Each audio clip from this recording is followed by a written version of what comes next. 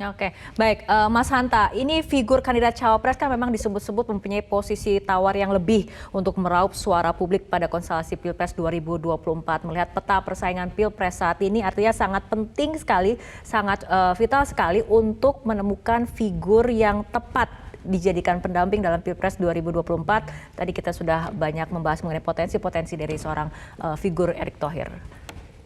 Mas Hanta. Iya, betul. Keunggulan Pak Erick Thohir ini dari sisi pemenangan. Dia bisa, tadi saya istilahkan dia kontributif secara elektoral, sekaligus dia menjadi faktor komplementer. Konteks ini Pak Prabowo. Misalnya di data survei kami, ya mungkin hampir sama dengan beberapa lembaga survei kredibel. Tadi secara elektabilitas nasional, beliau 19%, di bawahnya ada Pak Ridwan Kamil dan Sandi. Kemudian dari pemilih NU itu, kalau di cross tabulasi pemilih nasional yang populasi NU yang merasa representasi dari bagian dari NU 51% itu sekitar 23%-nya ke Erick Thohir. Itu dari sisi NU. Kemudian dari pemilih Pak Jokowi 2019, pilihan ke cawapres juga mayoritas ya, dari 10 nama cawapres itu 20%-nya ke Pak Erick Thohir.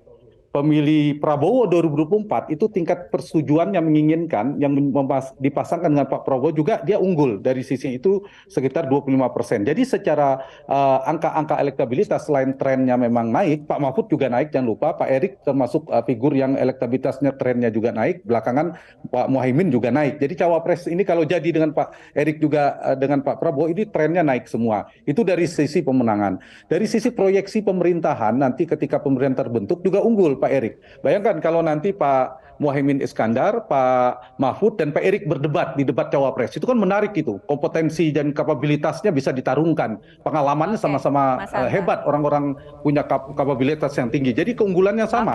Pak Erick juga keunggulan dari kompetensi. Tetapi kelemahannya adalah dari kandidasi saat ini.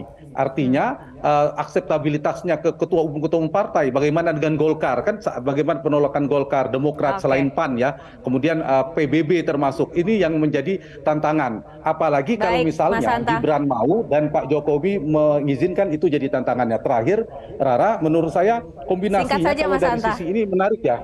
Saya ingat SBY-JK dulu. Kalau Prabowo ET itu mirip SBY-JK. Jadi saya kira kombinasi yang tepat. Tinggal apakah partai-partai menerima komposisi ini.